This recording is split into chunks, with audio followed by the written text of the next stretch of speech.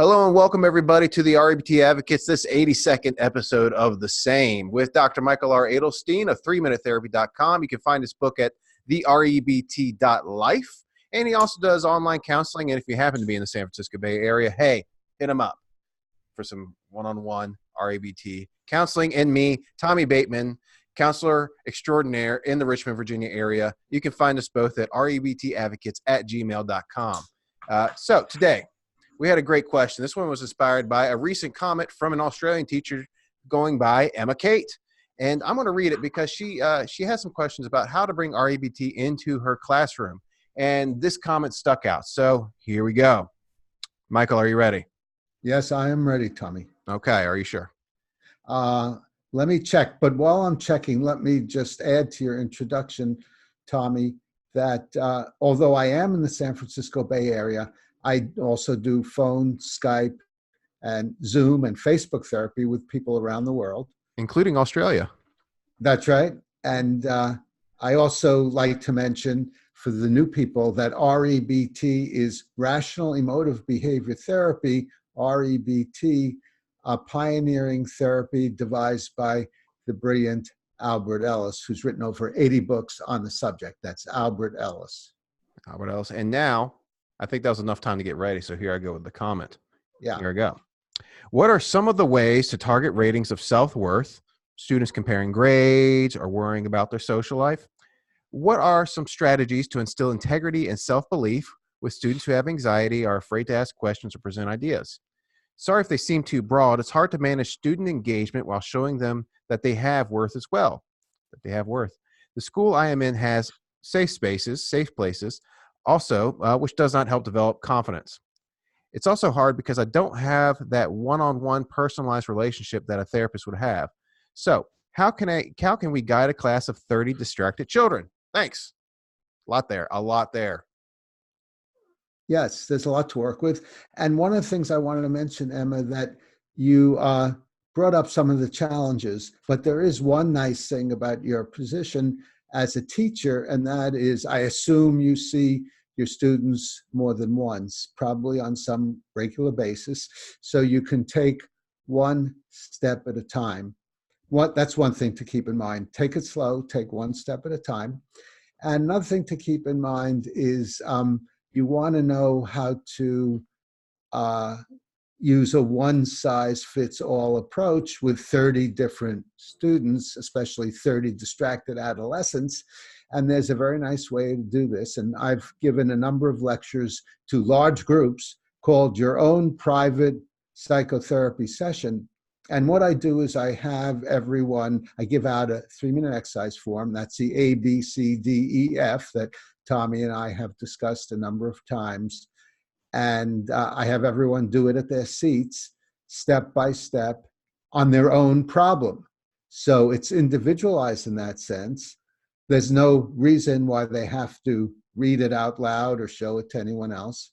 So it could be a private psychotherapy session, sort of, over the course of many weeks. So I think that is the framework. And another aspect of the framework is you could teach each element of the ABCDEF, what I call the 3-minute therapy, the 3-minute exercise, each time. Or you can teach one element and go over it for 5 classes. And then once they got it, go over the second element. For example, I usually start with C. C is undesirable emotional or behavioral consequence. So you mentioned that they have anxiety about various things. So you could explain C is undesirable emotional consequences. For example, anxiety, it's undesirable because you don't want to feel anxious. So anxiety goes at C, undesirable emotional consequence. Then they write anxiety at C. And then you say, okay, very good, lesson's over for today. And then you could go back to that the next day or go on to A. So I think that's a good start.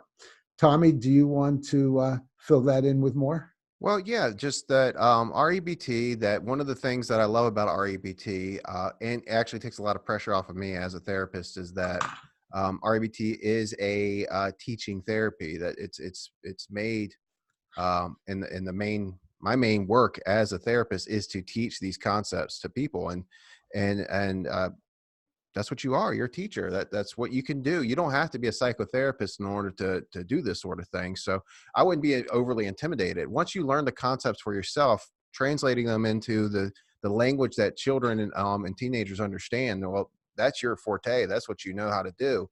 And you don't have to, perhaps you don't have to use the same type of language. You don't have to say semantic precision or low frustration tolerance, yada, yada, unless you feel that's appropriate for the age group. You know better than us when it comes to what these, brains full of mush are ready to absorb. So yeah, that's the one benefit. I'm glad you're using RBT as a launching pad to helping with your your students' emotions, because it's there to be learned. It is a teaching thing. I'm repeating myself. Michael, go. Yeah. Well, I'd like to repeat you again because you said a couple of very important things, which I'd like to highlight. One is REBT is a teaching therapy. It really is an educational model underneath, not a therapy model. We're teaching. And Emma, you're a teacher, so that's perfect for you in a perfect setting. The other thing you mentioned, Tommy, that I'd like to highlight is you said once you learn it for yourself. So